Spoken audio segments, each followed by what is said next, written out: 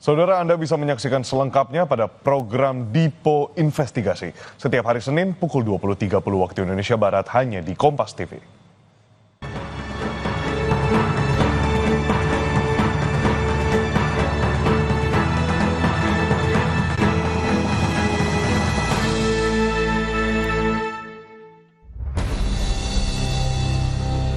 Selamatkan Raja Ampat.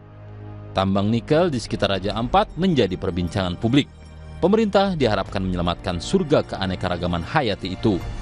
Sebelum ramai diperbincangkan warganet di media sosial belakangan ini, tim Kompas sudah menyoroti tambang nikel di Pulau Gag, Kepulauan Raja Ampat, Papua Barat Daya dalam ekspedisi Tanah Papua Juni 2021.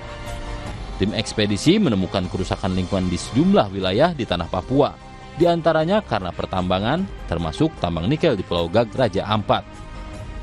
Perusahaan yang mengelola tambang nikel, PT Gag Nikel, adalah anak usaha PT Aneka Tambang, sebuah badan usaha milik negara atau BUMN. Seorang office manager PT Gag Nikel, Rudi Sumual, yang ditemui tim ekspedisi saat itu menuturkan, PT Gag Nikel telah mengantongi izin eksplorasi nikel di Pulau Gag pada 1998. Perusahaan mendapat izin produksi pada 2017 dan mulai memproduksi setahun kemudian. Target produksi mencapai 1,8 juta ton per tahun. Tim ekspedisi juga mewawancarai Saharin Sidik, Ketua Masyarakat Adat atau Keret Magimay di Pulau Gag, yang mengaku baru tahu bahwa tanda tangannya dijadikan sebagai dokumen pelepasan lahan. Ia menilai masyarakat dibohongi karena waktu itu mereka disodori lembaran kosong untuk ditandatangani. Pada Juni 2021 itu, dampak tambang sudah dirasakan warga. Sedimen di dasar laut akibat erosi dari kawasan tambang menyebabkan ikan berkurang. Debu material nikel berterbangan ke arah permukiman penduduk. 4 tahun kemudian, sejumlah aktivis lingkungan kembali menyuarakan dampak tambang nikel tersebut yang makin meluas terhadap kerusakan ekosistem perairan Kepulauan Raja Ampat, yang akan berdampak pada pariwisata. Padahal, selain PT Gag Nikel, masih ada 4 perusahaan lain yang menjalankan usaha tambang nikel di Raja Ampat. Pemerintah merespons cepat kritik masyarakat ini. Menteri Energi dan Sumber Daya Mineral ESDM Bahlil Lahadalia menghentikan sementara operasi PT Gag Nikel pada Kamis 5 Juni lalu, serta mendatangi langsung lokasi tambang pada Sabtu kemarin. Kementerian ESDM juga menerjunkan tim inspektur tambang untuk mengevaluasi menyeluruh tambang nikel tersebut. Hasil resmi dari evaluasi Kementerian ESDM ini ditunggu. Namun, kita berharap evaluasi tidak hanya dilakukan oleh Kementerian ESDM, tetapi juga secara menyeluruh oleh Kementerian Lingkungan Hidup, Kementerian Pariwisata, Kementerian BUMN, serta pihak terkait lain. Hal itu karena Organisasi Pendidikan, Ilmu Pengetahuan dan Kebudayaan Perserikatan Bangsa-Bangsa atau UNESCO pada 2023 telah menetapkan Raja Ampat sebagai UNESCO Global Geopark. Kita memahami dilema yang dihadapi pemerintah terhadap isu ini. Tambang nikel diperlukan untuk mempercepat industrialisasi. Namun, kita berpendapat keberlanjutan ekosistem yang berisi keanekaragaman hayati itu juga sangat penting bagi masa depan Indonesia.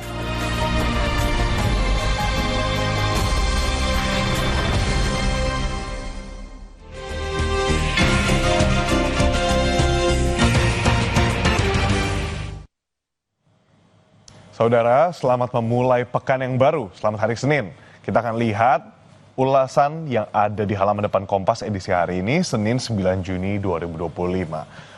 Dari yang pertama, di sini kita bisa lihat foto besar yang ada di halaman utama dari Kompas harian Kompas pada hari ini, yakni di sini sudah ada pemain ganda putra Indonesia, yakni Sabar Karyaman Gutama dan M. Reza Pahlavi Isfahani, yang berusaha mengembalikan kok ke arah pasangan Korea Selatan, So Seung Jae dan juga Kim Won Ho pada babak final Kapal Api Indonesia Terbuka 2025 di Istora Gelora Bung Karno, Jakarta pada hari Minggu kemarin.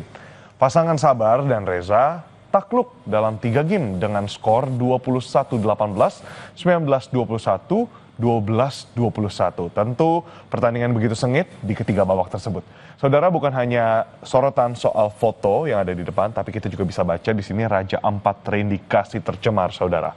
Pemerintah mengambil sampel yang melibatkan ahli untuk memproyeksikan kerugian dan kerusakan lingkungan akibat penambangan di Raja Ampat.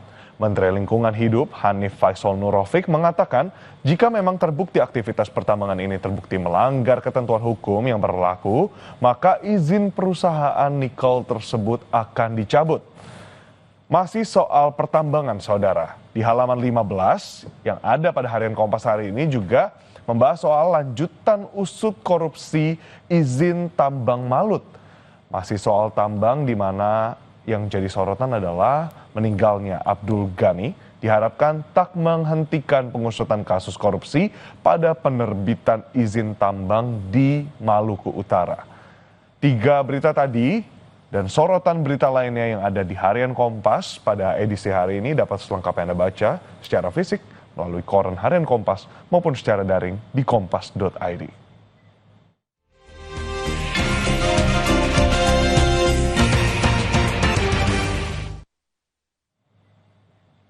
Saudara, Pulau Dewata Bali memang selalu diburu wisatawan, terlebih saat libur panjang. Kita akan lihat suasana di salah satu lokasi di Ubud, Bali pada pagi hari ini sesaat lagi.